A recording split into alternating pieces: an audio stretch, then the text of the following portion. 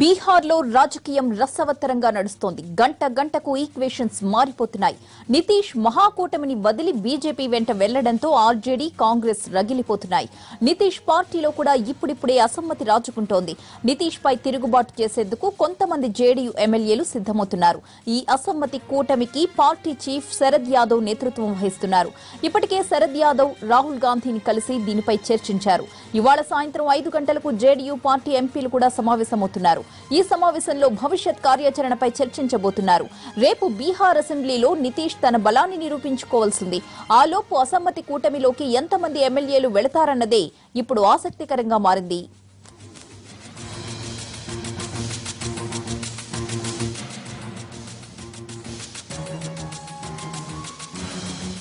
వైపు నితీష్ కుమార్ ఆరోసారి బీహార్ సీఎంగా ప్రమాణ స్వీకారం చేశారు. గవర్నర్ కేశరీనాథ్ త్రిపాఠి నితీష్ తో ప్రమాణం చేయించారు. సీఎంగా నితీష్, డిప్యూటీ సీఎంగా బీజేపీ నేత సుశీల్ కుమార్ మోడీ ప్రమాణ స్వీకారం చేశారు. అయితే మంత్రి పదవులపై లెక్కలు తేలనందున ప్రస్తుతానికి ఇద్దరే ప్రమాణం చేసినట్లుగా తెలుస్తోంది. స్వతంత్ర సమరయోధుల కుటుంబంలో పుట్టిన నితీష్ సోషలిస్ట్ నేతల దగ్గర శిష్యరికం చేసి రాజకీయ పాఠాలు నేర్చుకున్నారు. జయప్రకాష్ నారాయణ్ ఉద్యమంలో విద్యార్థిగా చురుగ్గా పాల్గొన్న నితీష్ రామ్ మనోహర్ లోహియా సిద్ధాంతాల పట్ల ఆకర్షితుడయ్యారు.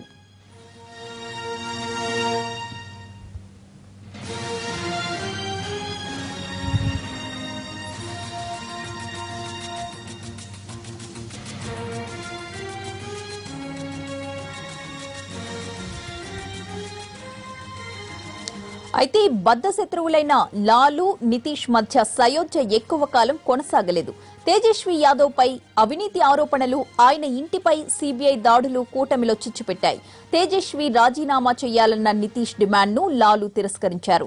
దీంతో నితీష్ పదవికి రాజీనామా చేశారు. సుపరిపాలన విషయంలో రాజీ లేదని తేల్చి చెప్పారు. నితీష్ గవర్నర్ కు రాజీనామా ఇచ్చి రాజ్ భవన్ గేటు దాటక ముందే బీజేపీ ఆయనకు మద్దతు ప్రకటించింది. దీంతో రాజీనామా చేసిన 24 గంటల వ్యవధిలోనే నితీష్ ఆరోసారి బీహార్ సీఎంగా బాధ్యతలు స్వీకరించారు. రేపు బీహార్ అసెంబ్లీలో నితీష్ బల పరీక్ష కూడా ఎదుర్కోబోతున్నారు. మ్యాజిక్ ఫిగర్ కి మించే నితీష్ కి బలం ఉంది కాబట్టి ఆయనకు బల పరీక్ష లాంఛనమే కాబోతోంది.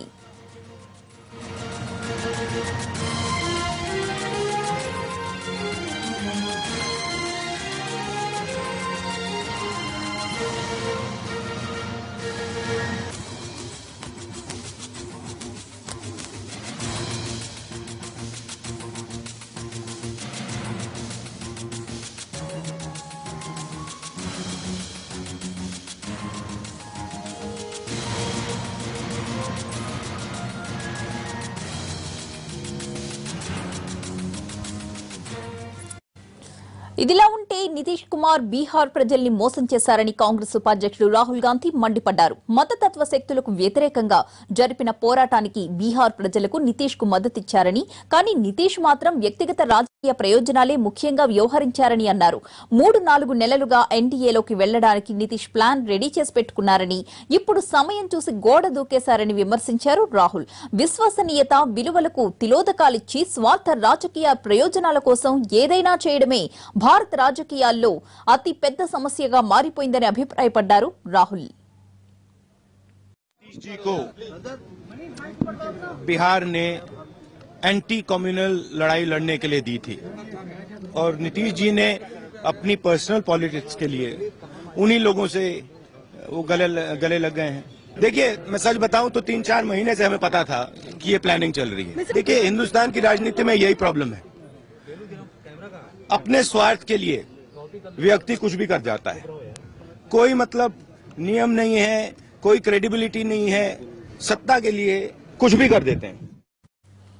బీహార్ ప్రయోజనాల కోసమే ఎన్డీఏలో చేరాలని నిర్ణయం తీసుకున్నామన్నారు సీఎం నితీష్ కుమార్. బీహార్ అభివృద్ధికి కట్టుబడి ఉన్నానని, ప్రజా సంక్షేమమే లక్ష్యంగా పనిచేస్తామని నితీష్ చెప్పారు. वही निर्णय लेंगे और बिहार के विकास के लिए, बिहार के लोगों के हित में, न्याय के साथ विकास के लिए, तरक्की के लिए हम सब लोगों ने मिलकर निर्णय किया है।